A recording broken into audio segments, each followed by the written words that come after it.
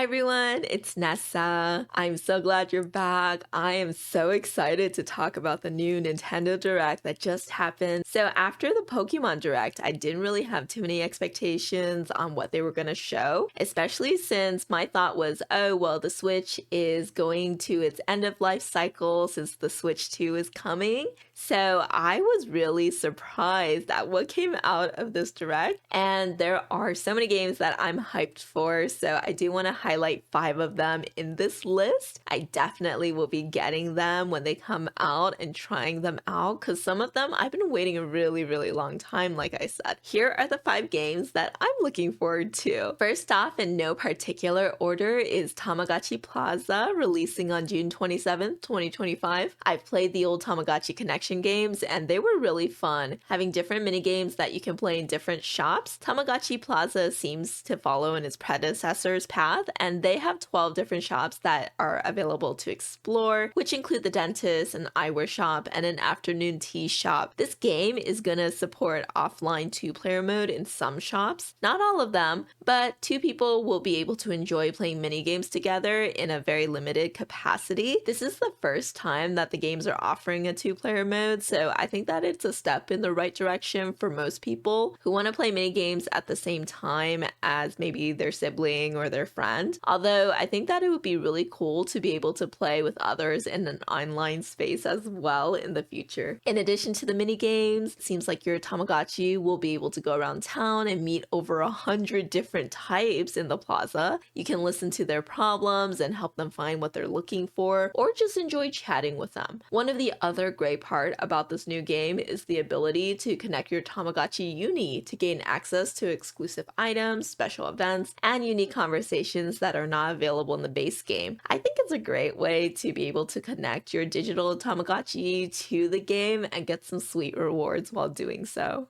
Next, we have Tomodachi Life, living the dream, that is going to be releasing sometime in 2026. I've been waiting for a sequel to this game for quite a while now, actually, since the original Tomodachi Life released back in 2013. Based on the trailer, it seems that we're going to be living on a really nice island resort area. In the original Tomodachi Life, the Tomodachis were restricted to their little apartments, where you can definitely decorate and make it seem like it's outside, but you can tell that it was still an apartment because people would visit and they would have to come through some imaginary door. Here, though, it seems that they have their own houses this time, which is a really nice upgrade. My favorite part of Tomodachi Life was watching to see what the little Tomodachis would do, and they would get into a variety of different fun situations, professing their love to each other, or, like breaking up someone's love confession, or getting to beefs and fights. It was really entertaining. And it seems that there are a variety of different things you can do in this one as well, since we see that Tomodachis can watch each other break dance or fight with each other or even have very interesting dreams. I'm sure more information will come as the release date gets closer in 2026. Story Seasons is coming out with a new remake of one of my favorite Harvest Moon titles, which is the Grand Bazaar. This new entry is releasing on August 27th, 2025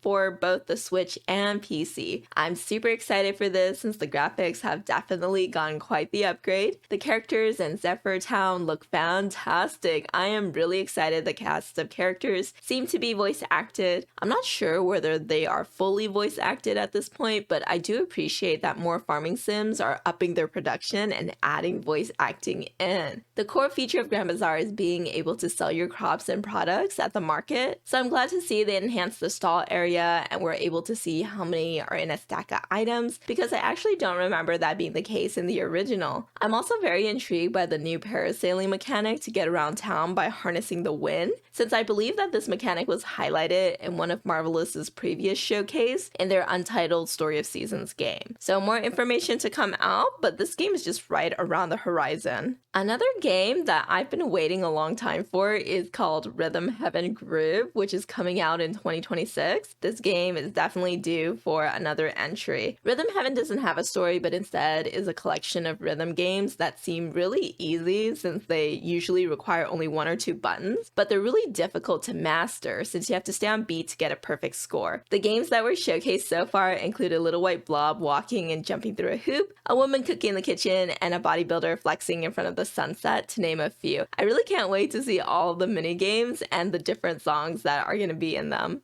Last but certainly not least, we have a confirmed window of release for Witchbrook, which was first teased in 2016. An official announcement regarding the name of the game was released 2 years later, and then there was pretty much radio silence on the game until now. I am super duper elated that it's getting a winter 2025 release window. The trailer really highlighted everything that I wanted in a game and all the hard work that the developers have been putting into this game for the last how many years? Like 8, 9 years? So it seems really cozy and magical, and I just adore the 2D isometric pixel art style so much. The trailer gave us a well-rounded look at the different things that our character could be doing, such as going to school, participating in a summoning circle, making deliveries, doing magic around town to fix things, or just eating and hanging out. Everything looks so amazing, and I cannot wait to get my hands on this one.